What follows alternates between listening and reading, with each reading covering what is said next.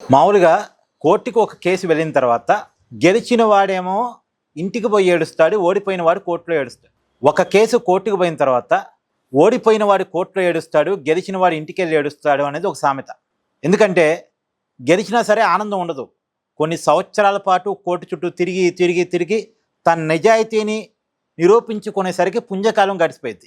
ఇప్పుడు రామోజీరావు గారి విషయంలో అదే జరిగింది. రామోజీరావు గారు గెలిచారు, ఉండవెల్లి అరుణ్ కుమార్ గారు ఓడిపోయారు. ధర్మం గెలిచింది, అధర్మం ఓడింది. నిజమేంటి అన్నది తెలిసింది. కానీ ఇది చూడటానికి రామోజీరావు గారు లేరు. పైగా చెయ్యని తప్పుకి, జరగని తప్పుకి రామోజీరావు గారు చివరి రోజుల్లో ఎంత ఇబ్బంది పడ్డారో, ఎంత మదన పడ్డారో, ఎంత ఇబ్బందులకు గురిచేయబడ్డారో, ఎంత మానసిక శోభకి గురిచేయబడ్డారో అందరికీ తెలుసు కదా. ఆయన ఎంత ఇబ్బంది పెట్టే ప్రయత్నం చేశారు. సో ఇప్పుడు రామోజీరావు గారు ఆత్మ శాంతిస్తుంది. కానీ ఆ రోజుల్లో ఆయన పడ్డ బాధకి ఎవరు మూల్యం చెల్లించాలి? తెలుగు వాళ్ళ నమ్మకం రామోజీరావు గారు. చూడండి, ఒక పాము కొన్ని సంవత్సరాల పాటు పగబట్టింది అంటారు.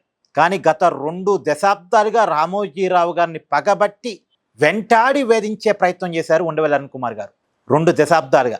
2006లో ఏమో స్టార్ట్ అయినట్టుంది రామోజీరావు గారిని వేధించాలనే ప్లాన్. 2008లో కేసు పెట్టారు. ఏం కేసు పెట్టారు? రామోజీరావు గారు మార్గదర్శి ఫైనాన్షియల్ కంపెనీ అని పెట్టారు. అది ఆర్బీఐ నిబంధనలకు విరుద్ధంగా నడుపుతున్నారు. డిపాజిటర్ల నుంచి అక్రమ మార్గాల్లో సొమ్ముని సేకరించి ఆ సొమ్ముని పక్కదారి పట్టిస్తున్నారు, డిపాజిటర్లను మోసం చేస్తున్నారు అనేది పెట్టిన కేసు. మామూలుగా డిపాజిటర్లు ఎవరైనా వచ్చి కేసు పెడితే వాళ్ళకంటగా ఉండవెల్లి అరుణ్ కుమార్ గారు ఉండొచ్చు, లేదు ఆనాటి రాజశేఖర రెడ్డి గారి ప్రభుత్వం ఉంటే తప్పులేదు. కానీ డిపాజిటర్లు ఎవరు కేసు పెట్టలే. మా సొమ్ము అక్రమ మార్గాలు సేకరిస్తున్నారు కానీ, మా సొమ్ము పక్కదారి పడుతుందని కానీ, మా కాడ తీసుకున్న సొమ్ముని మోసం చేస్తున్నారని కానీ ఏ డిపాజిటరు చెప్పలే. డిపాజిటర్లకి రామోజీరావు గారి మీద నమ్మకం ఉంది. ఏ డిపాజిటరు చెప్పకుండా డిపాజిట్ చెయ్యని ఉండవెల్లి అరుణ్ కుమార్ గారు, డిపాజిట్ చెయ్యని రాజశేఖర రెడ్డి గారు రామోజీరావు గారిని వేధించడం కోసం కేసు పెట్టారు. ఆ కేసుని గతంలో తెలంగాణ హైకోర్టు కొట్టేసింది. మళ్ళీ దాని మీద స్పెషల్ పిటిషన్ పేరుతో సుప్రీంకోర్టులో కేసు దాఖలు చేశారు ఉండవెల్లి అరుణ్ కుమార్ గారు. అంటే ఆల్రెడీ తెలంగాణ హైకోర్టులో అక్షింతలు పడ్డాయి, కానీ సుప్రీంకోర్టు దాకా పోయారు. నిన్న సుప్రీంకోర్టులో కూడా అక్షింతలు పడ్డాయి. అసలు నువ్వెవరు అని అడిగింది సుప్రీంకోర్టు. నిజానికి ఇది ఎప్పుడూ అడగాల్సిన ప్రశ్న, ఇప్పుడు అడిగింది. నువ్వెవరు, నీకేంటి సంబంధం, నువ్వెందుకు కేసు వేసావు అని. నువ్వు డిపాజిటరా? నిన్నేమన్నా రామోజీరావు గారు మోసం చేశాడా? నీ దగ్గర డబ్బులు తీసుకొని నీకు తిరిగి ఇవ్వలేదా? నీకేంటి సంబంధం అని అంటే, లేదండి నేను డిపాజిటరు కాదు, నాకేమీ రామోజీరావు గారు మోసం చేయలేదని ఉండవెల్లి అరుణ్ కుమార్ గారు చెప్పుకున్నారు. కాకపోతే న్యాయం కోసం, ధర్మం కోసం కేసు పెట్టానని ఏదో కవర్ చేసుకునే ప్రయత్నం చేశాడు. దానికి కూడా కోర్టు చెప్పింది, న్యాయం కోసం, ధర్మం కోసం కేసు పెట్టినట్లేదు, పగతో కేసు పెట్టినట్టుంది. నువ్వు పెట్టిన కేసులో నిజం లేదు కదా, నువ్వు వేసిన కేసులో నిజం లేదు కదా. అసలు ఏ డిపాజిటర్ని మోసం చేయకుండా, ఏ డిపాజిటరు కూడా నన్ను మోసం చేశారని ఆరోపణలు లేకుండా నువ్వు నీ వ్యక్తిగత కక్షతో కేసులు వేసినట్టుగా ఉంది అని నిన్న సుప్రీంకోర్టు వ్యాఖ్యానించింది. ఇప్పుడు ఉండవెల్లి అరుణ్ కుమార్ గారు సిగ్గుతో తలదించుకోవాలి. ఎంపీగా పనిచేసిన వ్యక్తి ఆయన. ఆ రోజుల్లో రాజశేఖర రెడ్డి అండతో, తర్వాత జగన్మోహన్ రెడ్డి గారి అండతో రామోజీరావు గారి మీద కేసులు వేసి 2 దశాబ్దాలుగా ఫైట్ చేస్తున్నాడు జరగని తప్పులకి, చెయ్యని తప్పులకి. నిజానికి రామోజీరావు గారి మీద తెలుగు ప్రజలకి ఎంత నమ్మకం అంటే అండి, ఆ రోజుకి ఈ రోజుకి #1 పేపర్ ఈనాడే. ఈనాటికి నిజమైన వార్తను ఎక్కడన్నా చూడాలంటే ఈటీవీ బులెటినే చూస్తారు కదా. సరే, అది పక్కన పెట్టండి. రామోజీరావు గారి మీద ఆనాడు ఉన్న ప్రభుత్వం 2004లో రాజశేఖర రెడ్డి గారు ముఖ్యమంత్రి అయిన తర్వాత ప్రభుత్వమే రామోజీరావు గారు మార్గదర్శి ఫైనాన్స్ కంపెనీ ద్వారా మోసం చేస్తున్నాడు, డబ్బులు డిపాజిటర్ల నుంచి సేకరించి తప్పుడు మార్గాల్లో పెట్టుబడులు పెడుతున్నాడు అని చెప్పేసి ఒక అపవాదుని లేపినప్పుడు సహజంగా డిపాజిటర్ ఏం చేయాలి? పోయి రామోజీరావు గారి ఆఫీస్ ముందు ధర్నా కూర్చోవాలి. కానీ ఎక్కడ ఎవరు ధర్నా చేయలేదు తెలుసా.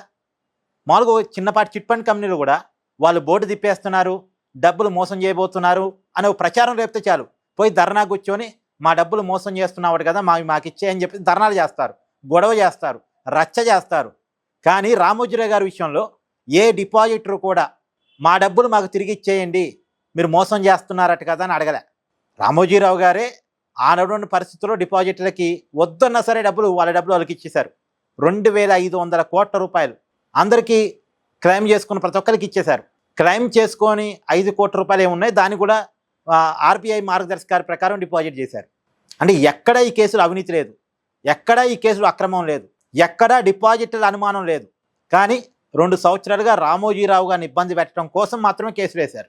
చివరికి ఉన్న పలానా డిపాజిటర్లకి అమౌంట్ కట్టడం కోసం నాకు గుర్తున్నంత వరకు మరి వాళ్ళే చెప్పాలి, ఈటీవీకి ఉన్నటువంటి ఇతర భాషల్లో ఉన్న ఛానల్స్ని రిలయన్స్కి అమ్మేశారు ఆ రోజుల్లో. అంటే ఈనాడు సంస్థల మీద చిన్న అపనమ్మకం కూడా రాకూడదు. అసలు నిజానికి డిపాజిటర్లు ఉన్న పలానా అమౌంట్ ఎవరు అడగలే. కానీ వాళ్ళు అడగకపోయినా సరే రామోజీరావు గారే ఆ డిపాజిటర్కి అమౌంట్ తిరిగి ఇచ్చేశారు ఆ రోజుల్లో. సరే, ఇప్పటికీ ఆ మార్గదర్శికి ఉన్న బ్రాండు, దానికి ఉన్న విలువ ఎవరికి తెలియంది కాదుగా. సో రామోజీరావు అంటే నమ్మకం అనే పేరుకి మరొక పేరు రామోజీరావు గారు. ఇప్పుడు రామోజీరావు గారి పేరు వద్దండి, ఇంకొక పేరు చెప్పండి ఆయనకి అంటే నమ్మకం అనే పేరు పెట్టాలి. ఇక ఆయన అంటే తెలుగు ప్రజలకు అంత నమ్మకం. సరే, ఆయన విలువను తగ్గించాలనుకున్నారు, కానీ వీళ్ళ విలువను తగ్గించుకున్నారు. ఆయన విలువ ఎక్కడ తగ్గలే, ఆయన బ్రాండ్ ఎక్కడ తగ్గలే, ఆయన స్థాయి ఎక్కడ తగ్గలే. ఆయన మీద నిందలు వేసి వీళ్ళ స్థాయిని వీళ్ళు తగ్గించుకున్నారు. ఇది